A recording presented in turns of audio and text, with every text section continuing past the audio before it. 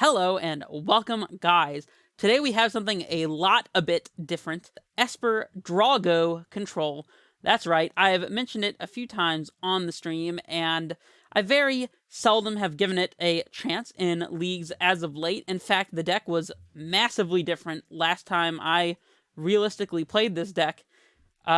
There were copies of Think Twice and Whites and Zenith and all kinds of stuff was going on. I mean, I played around with Force Negations and Teferis and stuff in paper, but I've been playing Amulet Titan for like a year now, maybe more. I'm not sure exactly.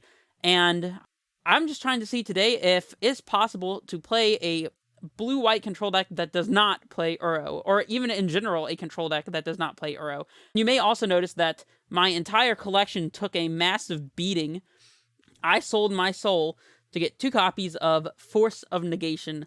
This gutted my entire collection. I only had to pay $5 out of pocket for these 2 copies of Force, thanks to some recent luck with Amulet Titan. I did have to cash in my Karns. Those are the only things I really miss, is some of the Karn targets, but I'm fairly certain I can cash these Force Negations back and get the copies of Karn the Great Creator and some of the sideboard bullets if I need to go back that route and flip-flop back and forth, at least at a very small price. So first of all, this deck is a draw-go deck by nature. You want almost everything you do to be at instant speed or to be massively impactful. And the card that I'm talking about, of course, in that case is Supreme Verdict. Today, we're only playing 2 copies of that one, as Verdict has lost a bit of its luster. There was even a point in time, long in the past, where 4 copies of Supreme Verdict was not unheard of. 3 is usually the norm in this particular deck, and I'm down to 2 today because there's just not a lot of openings to cast Supreme Verdict. Even if you have a Force of Negation backup, it can be quite awkward. So we have 2 copies of that one. Obviously, Teferi will untap land, so he doesn't count as tapping out. We do have 1 copy of Jace the Mind Sculptor as well, and this one is literally there just to end the game, because sometimes you just don't want to be attacking with these guys here, or with your Shark tokens or Snapcaster Mages. Sometimes the best way to end the game is to just put a Jace into play and your opponent knows it's over. And, of course, you can just deck your opponent with Jace, which is the reason why we do have 1 inclusion here. Everything else is instant speed, so let's go over some of the cards that are included. So first of all, we have the Esper mainstay. The reason we are playing black in the first place, Esper Charm.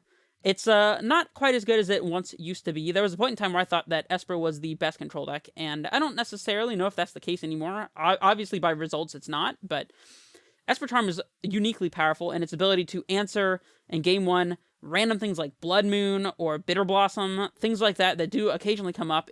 Esper Charm is very adept at answering those, but its power comes from the other 2 modes, mainly. One, of course, is just an instant speed divination, draw 2 cards, a very powerful effect that I'm sure many of you will have seen before in Archmage's Charm, which we're playing as well. And the mode that makes Esper Charm so unique and such a good tool is the discard mode. You can make a player discard 2 cards, so in your opponent's draw step, let's say they had 1 card in hand in their upkeep, they go to draw step, Esper Charm them, make them discard their last 2 cards, and they're out. They could cast an instant, I suppose, in response, but that's something that can be dealt with. This discard mode is especially potent in matchups like Amulet Titan, where they're likely to pour out a lot of their resources into play as far as like playing lands and such, and they're left with just a few random cards in hand. Esper Charm, boom. You're only going to have to deal with 1 copy of Primeval Titan in that game, most likely, and that's pretty easy to do, quite frankly. And then the other charm that we're playing here, the pseudo Think Twice replacement, I suppose you might say, for those of you who might already be familiar with Esper Draw-Go. Archmage's Charm is one that I have seen a little bit more recently, and I happen to really like this card. I think it's quite powerful in its ability to divination. It also gives you some excuse to play some additional mainboard counter magic, which I always like.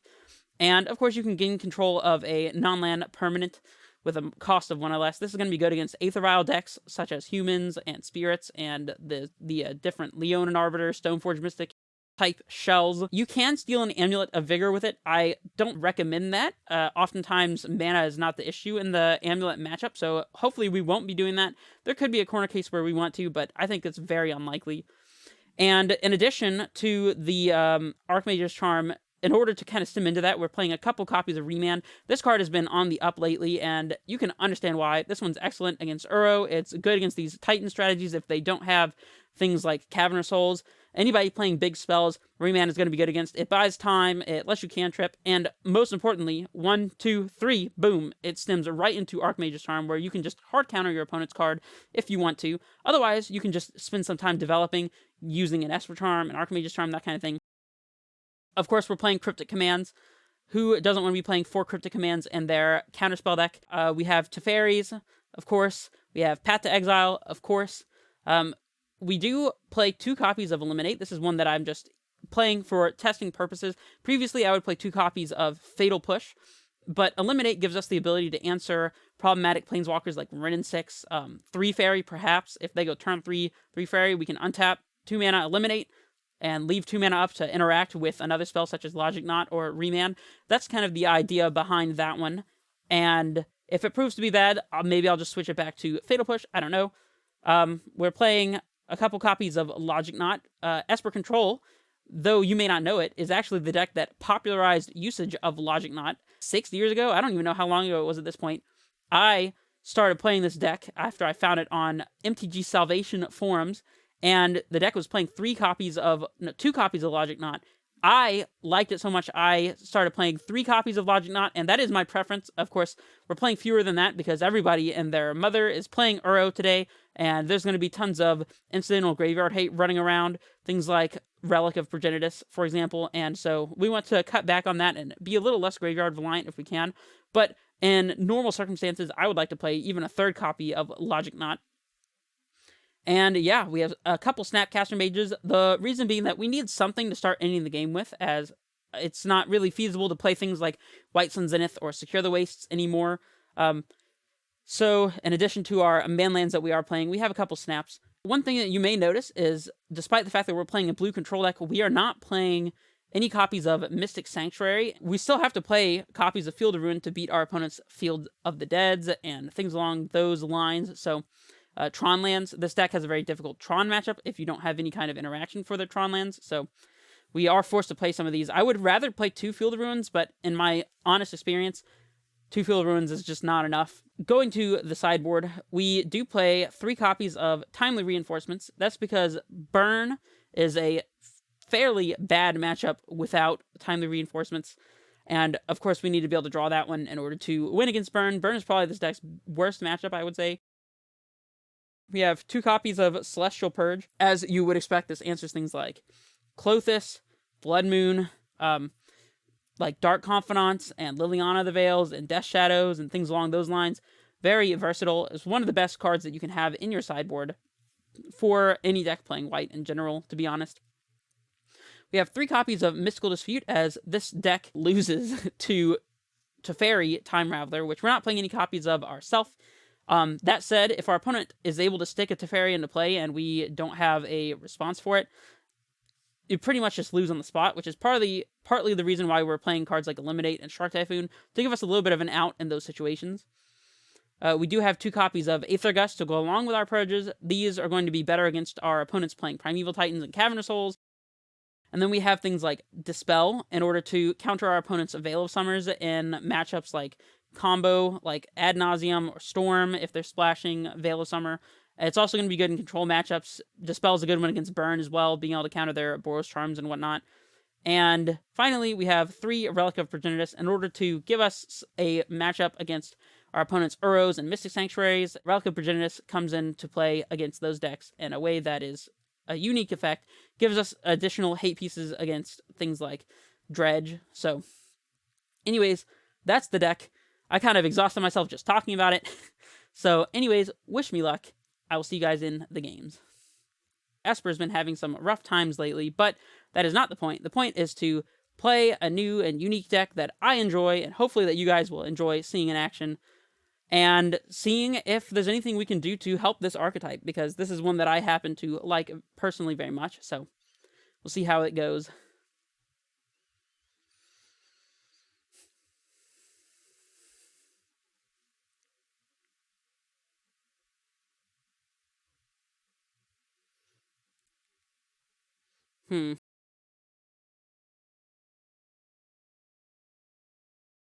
Well, this hand is quite awkward.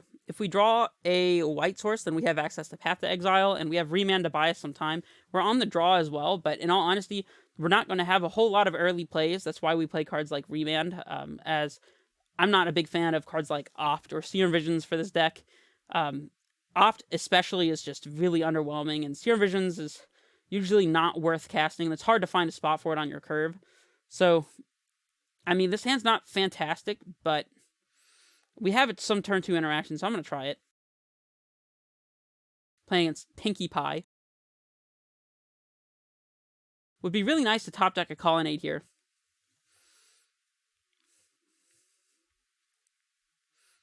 Also, I did not mention it before, but the reason that we are playing a split of Colonnade and Creeping Tar Pit is so that we have a additional threat against resolved Planeswalkers, specifically 3-Fairy, Teferi, Time Raveler.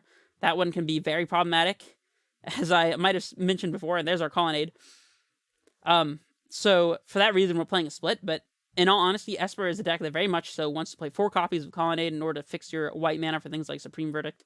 So, in the past, it would be common to play things like White Sun Zenith as well, and that one had a triple white mana cost, so now it's not quite as important, but we still want to fix for white primarily, so that we can play things like Supreme Verdict. Scholar, it's kind of annoying. Not much we can do about it. I expect they'll take Remand here, as pathing our opponent's Scholar is pretty terrible, to be honest. I'd be pretty glad if they don't take the Remand here, because if they just take our path, then we can hold up Remand for the next threat and plan to just slam a Supreme Verdict. Taking Jace is very intriguing. That one's very long game oriented. I don't know if I actually like that choice, to be honest. Spell Snare might be fantastic, depending on if our opponent happens to be playing a Stoneforge Mystic this upcoming turn. I thought about playing a second Spell Snare just because this deck so desperately needs early interaction. It's one thing that blue-white control in general tends to be lacking, especially if you're planning on going late. You need interaction that doesn't go dead. So Mana Leak is kind of a difficult one. Our opponent's playing a 3-drop into our Remand. Well, we'll definitely capitalize on this with our 2-mana Think Twice that happens to Time Walk our opponent. So there's that. Did not find a copy of Archmage's Charm, but we'll make do. We do have a Shark Typhoon. We might end up cycling this one at our opponent's end step if all else fails. This Liliana has to resolve. Not much we can do about it. Everyone's discarding, huh? I guess we're discarding one of our Supreme Verdicts. If they have another Scholar, we can just Spell Snare it, so. And Supreme Verdict is the card that's most likely worst against our opponent. They can punish us for tapping out for a Verdict by doing any number of things, including slamming more Planeswalkers, if they play things like Gideon, Ally of Zendikar, which is an old card that maybe not sees play anymore, but. And I think we do just need to try to ensure that we hit our land drop here, so we're going to go ahead and cycle this for a measly 1-1. It slowly clocks our opponent's Lily so that we're not just going to lose to the ult. Might even make them minus on us. That would be hilarious. But mainly, we're just in the market for trying to find another land here, so I'm trying to always deal to these things, and it's not really letting me. I don't know why. There's a land drop. It's not untapped for a Cryptic, so that's kind of annoying, but alright, that one is untapped for a Cryptic. So that's great. Of course, we'll clock Lily just subtly here, and we'll pass it back. If our opponent doesn't do anything, I think we're about at the point to Path to Exile our opponent's Scholar so we can get back this Jace. The only thing to consider there is they could have a Skyclave Apparition to exile our Jace. I don't know if that's something we really care about, though. Of course, it all depends on what our opponent does here.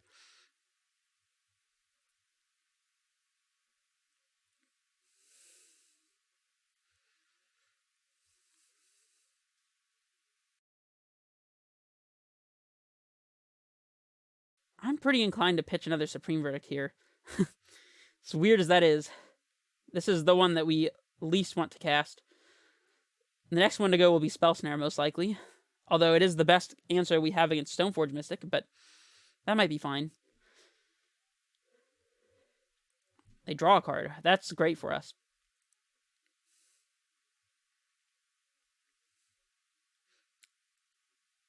Nile Spellbomb. Yeah. That one's fine. We could use Cryptic to bounce draw a Liliana here. I don't know if I care too much for that, though. If we were to draw an untapped land, then we could path and play a Jace this upcoming turn and have an empty board for our Jace and make our opponent respin their turn with Liliana the Veil against an active Jace. That sounds pretty good, but there's no guarantee we hit an untapped land, even though we play 25 lands. I think it's the best line, though. Wait. We got to tap this correctly. I think it's the best line because otherwise we don't really have a great plan against this Liliana, so bounce draw here is fine, trying to hit a land. We have 2 shots, the one that we're about to draw and the one for turn. And if we hit, then we're in a really commanding position. And we do hit, so that's great.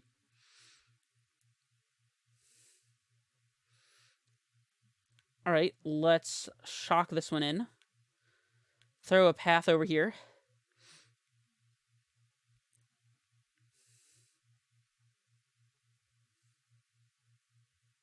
Snapcaster was a fine draw.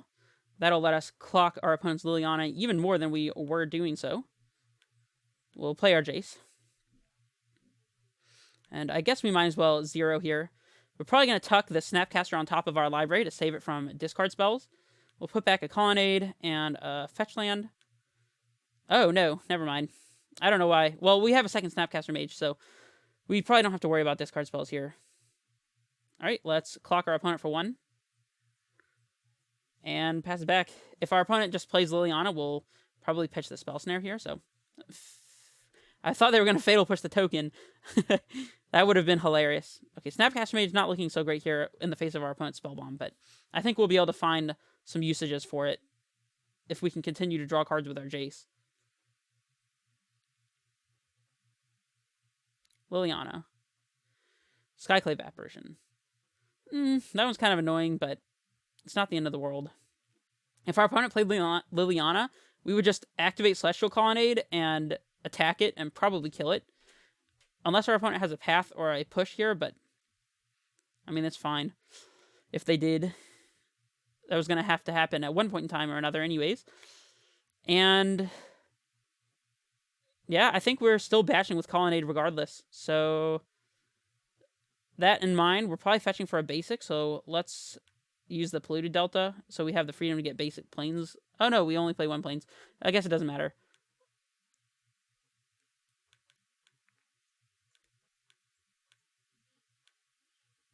And we'll just bash. We're doing it the hard way. This is why Celestial Colonnade is played in these decks, by the way. People have forgotten that Colonnade is a powerful card, but it still is. And we're holding up an answer to Stoneforge Mystic, which is fantastic. Probably pitching the fetch land here to the Liliana that they're almost assuredly about to play. Looks like they're preparing a 2-mana spell. Our Spell Snare really likes the sound of that. Oh, they're drawing with Silent Clearing. That's fine. Liliana, that's fine as well. We're just going to kill that with our Colonnade, so we're actually just trading 1 for 1 with our opponent here. Yeah, let's keep the Spell Snare around, I think.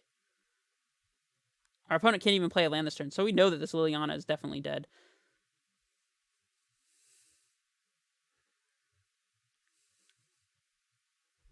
That's fine.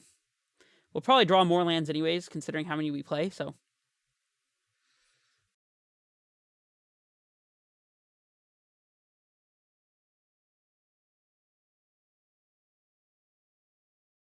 Cryptic. That's a good one. We're still going to use this turn to clear our opponent's Liliana, since they've given us the ability. So this one goes at them. This one goes at the Veil.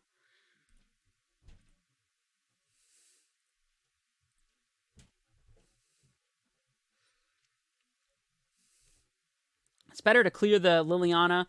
The choice was either clear Liliana this turn or send everything at them for a 3-turn clock, but if we just start clocking for 1 with a Spirit, then a single discard spell really trips up our advantage here. single discard, not discard spell, removal spell would kill our Colonnade, and then we don't have a real clock on the Liliana, and then it starts really pressuring us. Even though we're keeping it from ulting, then we care about the 1-for-1 trade return. Eventually, our opponent will be on empty resources, and it'll just be eating away at ours. So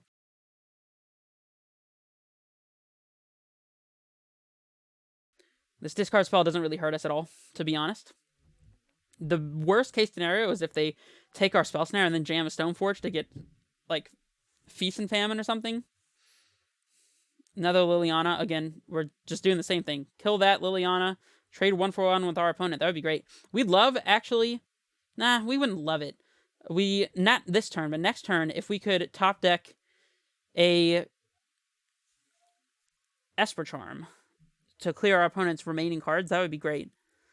What are we pitching here? I like the Spell Snare as a way to insulate against a Stoneforge Mystic. I really think that's our opponent's best option, or like a Dark Confidant would be really annoying as well. I'm really interested in actually pitching the Snapcaster Mage here. We could pitch the Cryptic knowing that we're not going to cast it, though. Let's pitch the Cryptic, because after this upcoming turn, we might just hold up Snap Cryptic, depending on how things are shaping out. This also makes the Snapcaster Mage in our hand actually live, quote-unquote, so Force of Negation is an interesting one. So our opponent has a 4-turn clock on us with the Skyclave, but if we bash... I mean, I guess we can always just start interacting with the Skyclave, even snap blocking if we absolutely had to, so let's just go ahead and use this turn to clear our opponent's Liliana of the Veil, like the last turn, and we'll go from there. Sending the 1 at them because we're not at the stage of chump blocking the Skyclave Apparition just yet. Might as well get our Juicer 1 point of damage in here while we can. Inquisition. I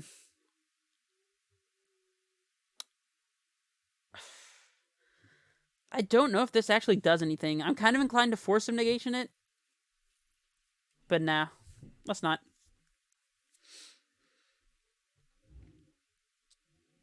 They take the Snapcaster anyways. Whatever.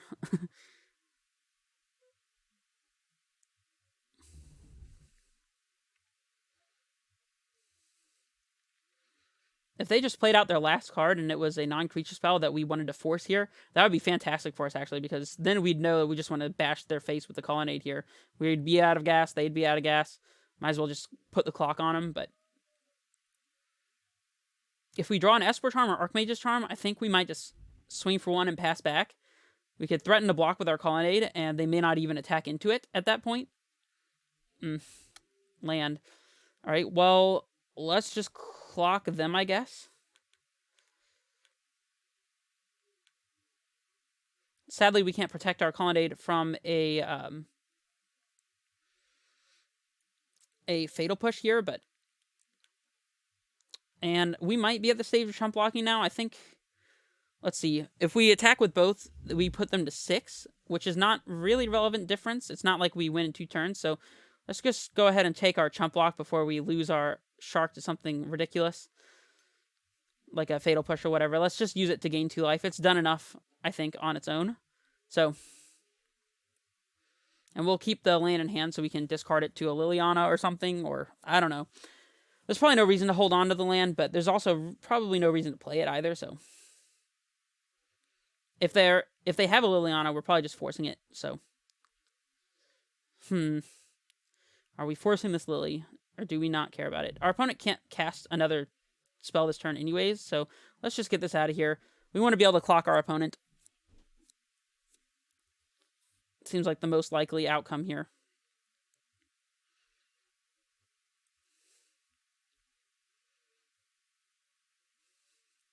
Let's go ahead and gain our 2 life points so that we don't get punked out of it later by a removal spell or something.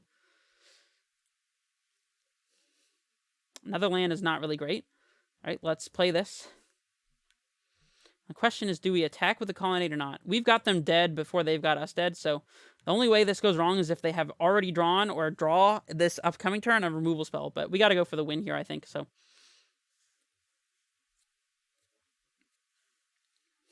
They didn't have it this turn, so they have to draw a Fatal Push or Path.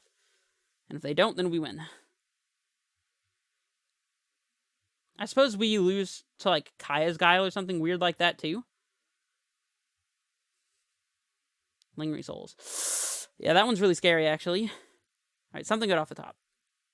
Esper Charm. That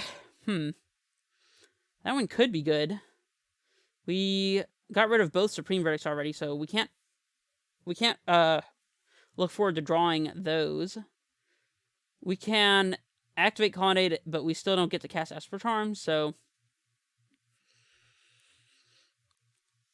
we can draw 2 here and just hope we draw something. Let's see, the token that they give us can't block the spirits, sadly. But we would get a 4/4, so if they swing with their whole team here and we block the Skyclave, then we get an attack back for lethal, so then they have to attack with 1 spirit and 1 Skyclave, so it actually gives us an extra turn on the clock, so let's just play our tap fountain. Can't really play around anything at this point. We might need the mana this upcoming turn to activate Colonnade and cast, like, Esper Charm or something.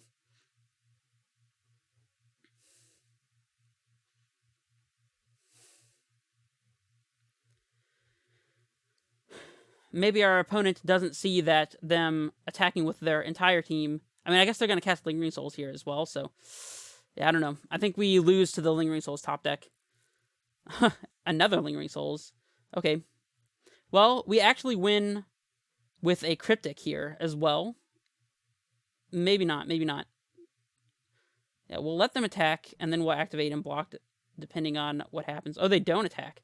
Well, this is just great. Now we get to draw 2 cards.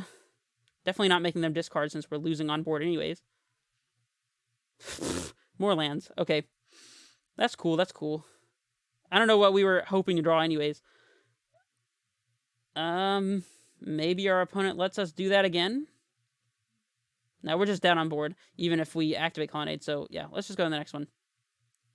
That was kind of disappointing. It happens though. Alright, so against our opponent, we probably want Relic of Progenitus to answer our opponent's Lingering Souls. Is that unreasonable? I don't know. We definitely want our Celestial Purges, for sure. Probably don't want Timely Reinforcements. I mean, it's not the worst, but it's not really the best either. I think we can afford to bring in a couple relics just to play around Lingering Souls. Actually, let's just bring them all in. We can also have a relic in play, and on our opponent's instep, after they activate a Liliana or whatever, and we're all 0 cards in hand, we can pop relic and then untap with 2 cards in hand. That could be quite strong. Force Negation is good against our opponent's Planeswalkers and their Lingering Souls tokens, so I'm not really inclined to slide it out. I mean, I suppose we have Remand against Lingering Souls, though. We definitely... Now, Spell Snare will be pretty good here. We can trim a path, at least. Maybe more than one. Yeah, we'll trim 2 paths. The Logic Knots are better against our opponent's Nile Spell Bombs, so there's that. Yeah, we probably don't want Logic Knots either. It seems like we're oftentimes losing on board anyways, so we can take out the Logic Knots. And then one other. I guess it's 1 Force Negation. Having 1 Force for our opponent's Lingering Souls seems fine. Yep, we'll run it back this way. Unfortunate. Unfortunate. Yeah, I suppose our line to win there was we top deck a Cryptic, and our opponent goes for a pre-combat flashback of Lingering Souls, playing into Cryptic counter tap their team. And then we just untap, activate Colonnade, and swing. That would potentially have been lethal. Of course, there's a lot of things that make that line not work, like our opponent playing correctly and not doing anything in their pre-combat main phase. Ooh. Well, we have an answer to a Liliana or Bitter Blossom or something crazy. We have a draw engine in our hand, and we have the relic to go with it. I mean, we gotta keep, I think. Still a little loose, but I think it's probably fine. And the question is, are we playing turn 1 relic? Or are we just getting this tar pit out? I think we're doing the tar pit thing. Relic on turn 1 may not actually be doing anything anyways. I could definitely see a world where we need to discard this relic to something our opponent has. We definitely need the ability to hold up Purge for this upcoming turn in case our opponent has like a Dark Confidant or something. Never mind, doesn't matter. Now, this is a situation where I really miss Think Twice, because being able to just play a Think Twice and then have the option of countering or flashing back Think Twice this upcoming turn would have been quite strong, but you know what, that's fine. Think Twice would also be better against our opponent's Nile Spellbombs, so I mean, it wouldn't have been that bad. It still at least cycles, so I don't know. I think that most people underrate Think Twice in this deck. They took our Relic, which is definitely very intriguing. Again, we're probably cycling Shark Typhoon just to try to hit a land drop. If our opponent doesn't make us use our Celestial Purge, that is. A Bitter Blossom would probably make me Celestial Purge. A Dark Confidant probably would do it too. Stoneforge Mystic. That one really sucks. We don't have an answer for that one at the current. Let's yield to our opponent's instep. We're not doing anything.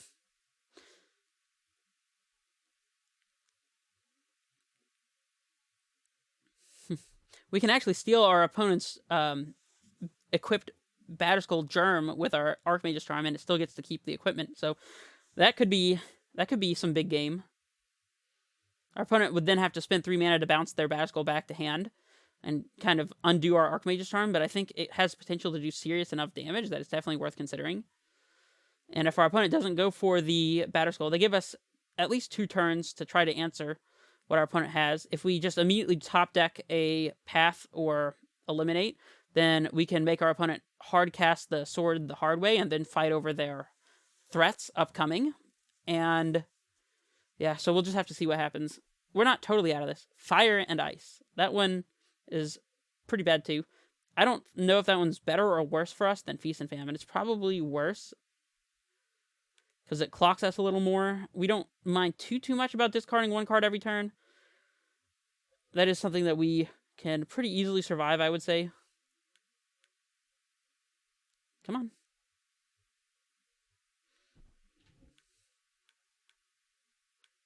Worse this time. Still have to yield anyways. I spoke too soon. Alright, we hit the land. That's nice. Something good. Another Shark Typhoon. That's not the worst, believe it or not. So our opponent would have to spend their turn here pretty much activating Stoneforge to get this sword in play, and then they would have to equip. So we might have enough time to try to answer our opponent's Stoneforge before they connect with the sword. That's definitely possible. And if they're just planning on activating Stoneforge and putting the sword into play anyways, we get to draw 2 out of our opponent's instep. So that might be making up for the fact that we weren't able to draw 1 on the second turn of the game with like a Think Twice or something, because now we get both halves of it for free. So it looks like that is what our opponent's going for. So let's just fetch Shock a blue-white source here to set up for Supreme Verdict, and we'll get one of these Archmage's Charms out of our hand. Definitely targeting us. Don't want our opponent drawing 2 cards. The classic double cryptic command draws. Love it. I don't know if that's sarcasm or not, in case you were wondering. This doesn't look fantastic, though. We can make a shark to chump block. Actually, no, we can't chump block the sword because it's the pro-blue sword, so that kind of sucks. Are we just drawing 2 again to try to ensure we hit this land drop? Feels awful, but, I mean... Oh, we can't tap it that way. I mean, the only way that we get back into this game is if we're able to cast a cryptic command, most likely to bounce our opponent's sword or maybe tap their team. Eliminate is a good start. So yeah, we'll play our land and pass it back. Our shields are down, but our shields are already down, so... We really probably could not make that play that we just made if our opponent got... oh, they have Feast and Famine in hand? Yeah, that's pretty rough. That is pretty rough. They could be playing into a Path or Push if they equip. I think they have to go for it anyways, though. I don't see why they wouldn't. And now... Cryptic Command... Oh, they go for a Tide Hollow Scholar. That's interesting. Actually, let's not do that. We probably need to fetch on our opponent's instep. I mean, we have plenty of card advantage here, but I don't know if we're going to have enough time to catch up here. We could tap, bounce our opponent's equipped creature, probably the Stoneforge itself. That might seem really bad if our opponent can get Batterskull, but I mean, it gains us some tempo, and obviously we don't mind spending a card to try to get back into the game. We have 7 to our opponent's 4, so they take, where do they take? The Purge? That makes sense. I have to imagine that this is not going to go very well for us, though.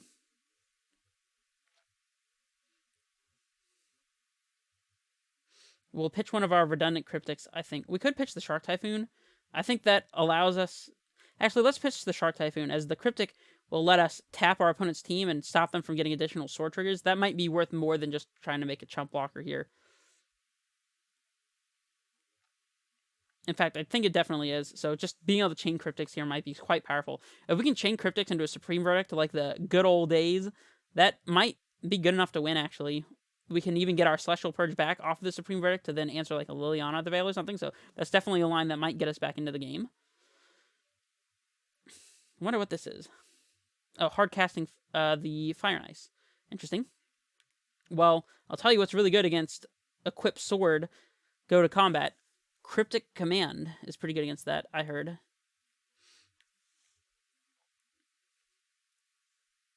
Alright, something good. Land is probably fine, actually. Alright, let's pass it back.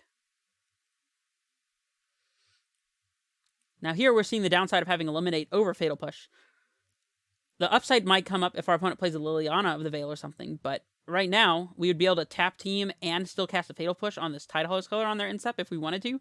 But since we're playing Eliminate instead, we don't have that option. So it kind of sucks. I think we have to let the equip go through and tap with Cryptic. If they double equip Stoneforge, I'm pretty inclined to bounce the Stoneforge and draw instead of tap and something else. Probably tap and draw, because that way we get the tempo back. Equipping the Tidehollows color. Do we want to cast our Eliminate? Do we want to tap and draw?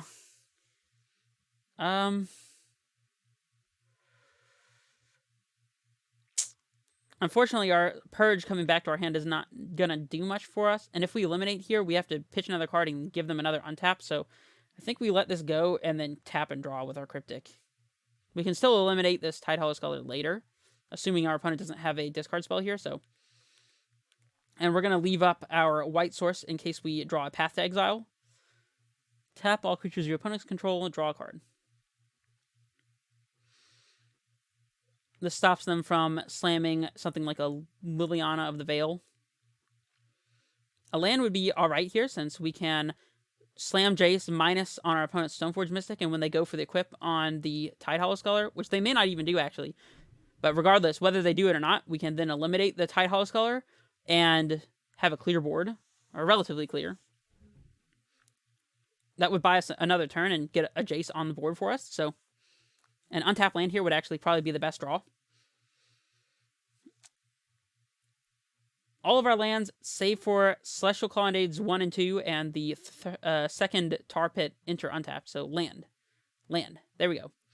That is pretty good. They Inquisitioned us. Is that what they did with the 1 mana, or what did they do? Oh, they drew a Silent Clearing. That's perfectly fine with me. Alright, here's Jace.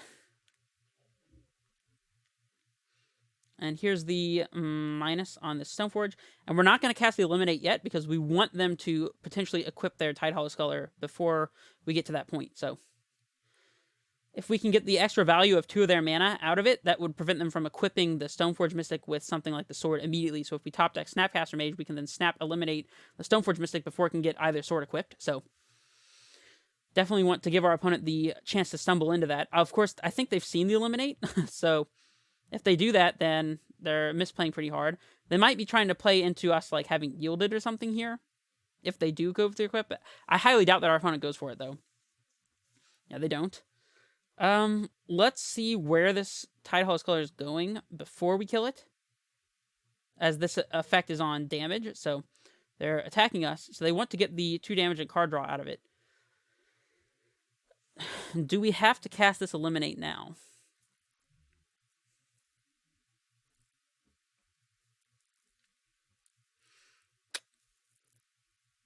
I think it's pretty free to do so. Let's just go for it. It's not like our opponent's playing Veil of Summer, so. Now we can safely yield. And this upcoming turn, depending on what we want to do, we can just brainstorm with Jace to try to find something. If our opponent plays and equips Feast and Famine to try to play around Eliminate or Fatal Push, then we can just bounce their Stoneforge Mystic again. Skyclave Apparition, okay. That one's kind of annoying, but it's fine. They probably should equip Fire and Ice here, not Feast and Famine. And they do. We can now bounce draw the Fire and Ice, actually, and just take 2, which is not the worst. And now we get to Archmage Storm to draw as well, so yeah, okay. That's probably the plan. We'll pass it back, not giving our opponent foreknowledge of our plan. And also, we're up on time compared to our opponent, so if we win this game, we might actually win by clock.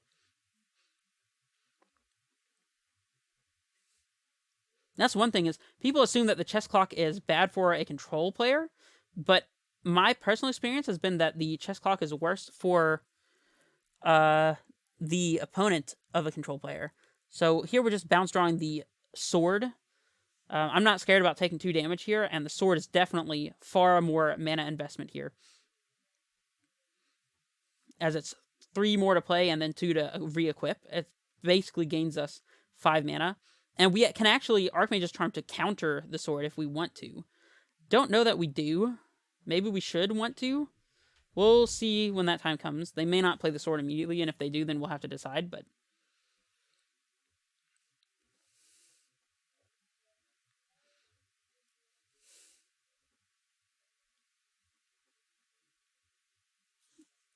I like to see them hitting more land drops here, actually.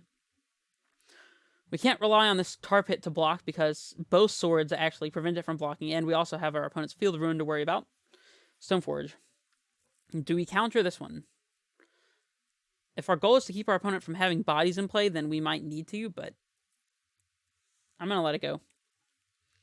I think our opponent is likely to be able to keep bodies in play with things like Lingering Souls and whatnot, so we have to fight over the swords instead. That said, we need to find a Stoneforge Mystic to win the creature plan here, but... And if they're just jamming sword... They did find a Batterskull, Fulminator Mage. I mean, yeah, we can't worry about this one. In fact, it's probably just a 3-mana 2/2 creature here. Alright, so let's cast this Draw 2.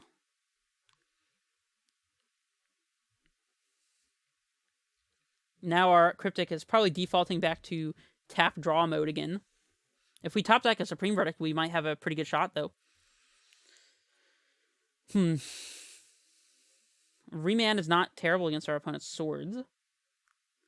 Let's see, we can Cryptic and Remand. I guess if we want to keep Celestial Purge up in case of Liliana the Veil, then we want to play an untapped land here, but we might need to get the Colonnade out of the way. Especially since we drew the plains. If our opponent Field Ruins us, then we won't have the mana to Supreme Verdict if we draw it. I don't think there's anything that's so pressing we have to purge it during our opponent's turn, so let's just get the tap land out of the way and pass it back.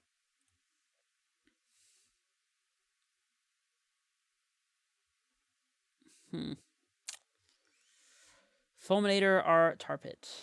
You got it. We can still Cryptic and Remand through this, so no big deal. Cryptic and either Remand or Purge, depending on what our opponent does. Inquisition. Inquisition, you say. Do we Remand this just to get the card draw? I think not. Hate it, but I think not. Of course, they are going to take the Remand, which sucks. Hard countering here is probably going to be a lot better, though. We can't bounce the sword anymore with our Cryptic, because then they just put it back into play with the Stoneforge, so...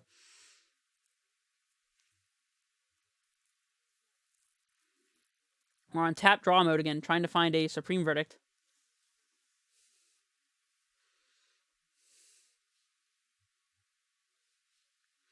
Equip. We could bounce draw the Skyclave, but then they immediately equip Stoneforge. What color is the token? Blue.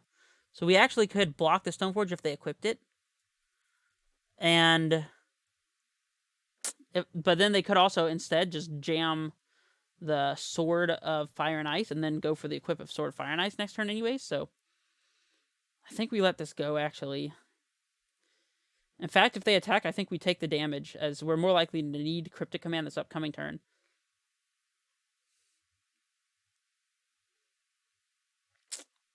Do we take the damage? I mean, we don't want to bounce the sword now, so I guess we're kind of already priced into taking the damage, but I don't think that's a problem. We'll discard the Watery Grave here.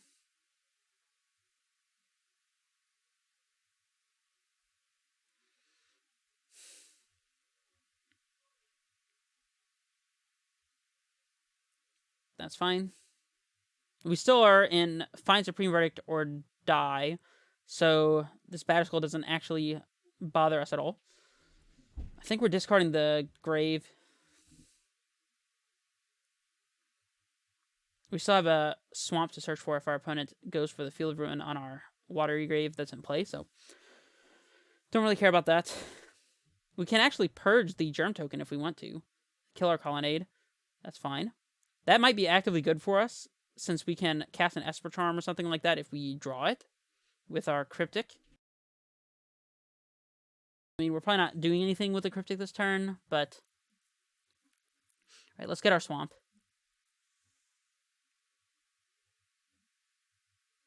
Sadly, we'd be able to chain Cryptics a lot easier if we had Mystic Sanctuary. Maybe it's pretty free to play one copy of Mystic Sanctuary in our deck. The problem is it's so bad with basic Swamp, basic Plains, and all the 3 Field of Ruins that we have to play.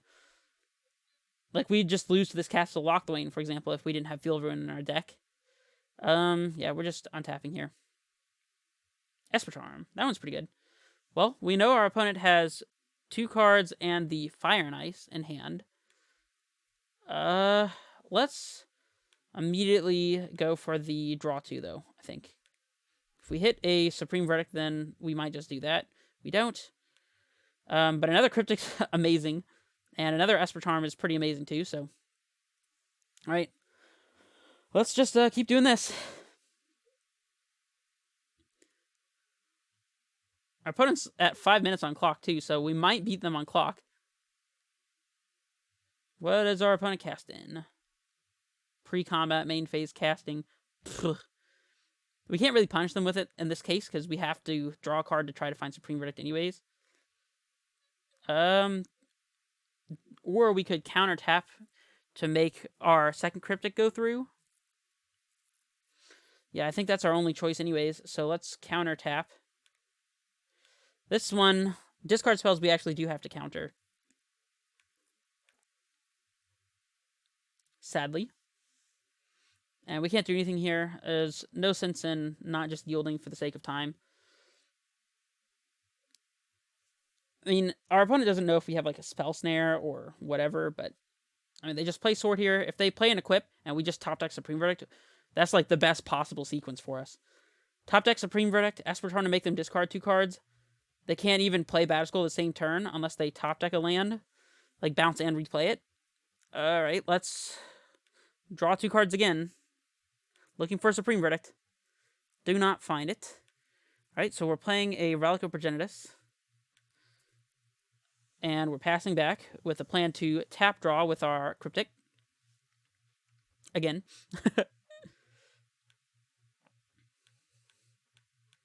And the reason why we go ahead and play out the Relic here is that it's going to give us an additional look at Supreme Verdict again. So, Snapcaster Mage.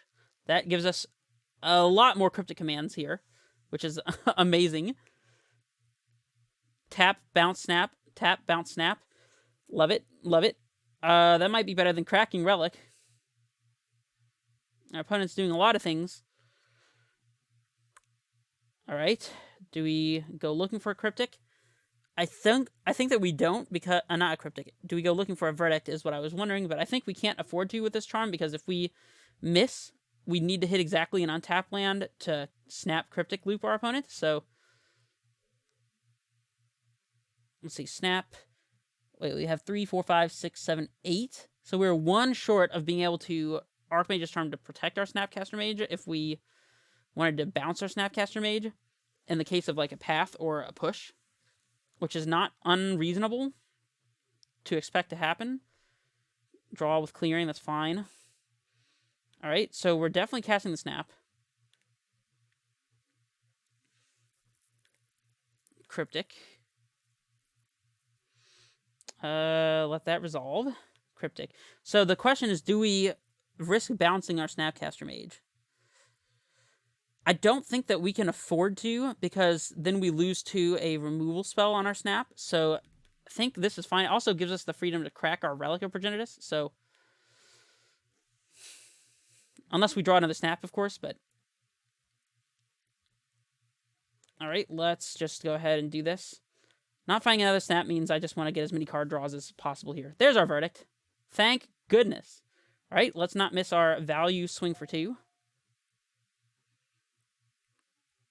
We'll play our land, and of course, Supreme Verdict. There we go.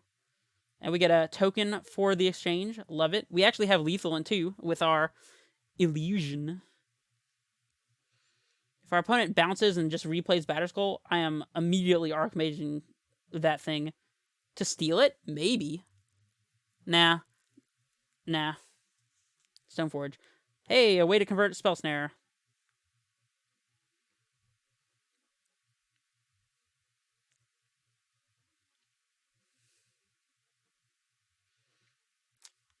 It's got to be Batterskull, right? Another land from them is great. If they play a fetch... Okay, if they play a card that's not Batterskull here, I'm going to Esper Charm to make them discard in response.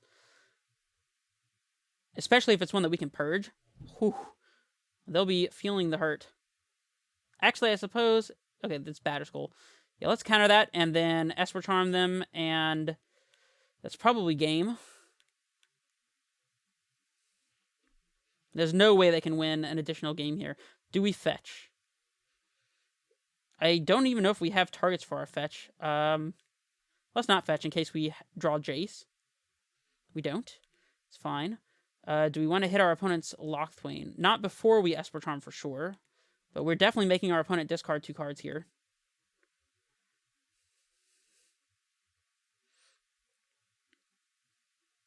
Swing. And do we hit their Locthwain? I think we do, because they are going to be dead to this illusion. They're going to be dead to this illusion if they don't draw a removal spell or a creature. I don't know what they could draw that would be neither of those things, but I guess a land. That one is a creature, sadly.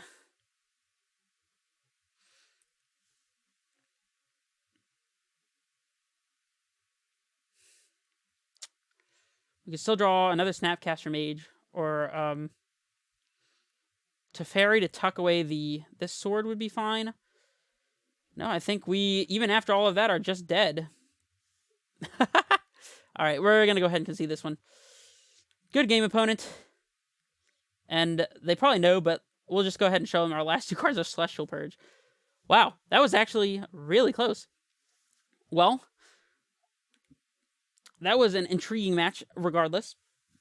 And to be honest, I kind of felt like the deck was running like a well-oiled machine. We got a little bit behind because we weren't able to adequately answer Stoneforge Mystic, which is definitely something to consider. Maybe it's right to be playing a second copy of Spell Snare, or maybe I should be playing these Fatal Pushes instead of Eliminates, but that's kind of what we're here to figure out anyways. And if you're still sticking with me after that long round, thank you so much. I appreciate that you watched to this point, and I appreciate that you watched this video at all, because most of you are probably here for Amulet Titan content, and this is not that regularly scheduled program, as you might say. So thank you for sticking with me, and if you are listening at this point, then I want to remind you to like, comment, subscribe, all that good stuff. If you find enjoyment or entertainment or information out of my content, that's why I post it, and hopefully that's why you watch it. And I'm not going to waste any more of your time. This is Redface Menace, signing off.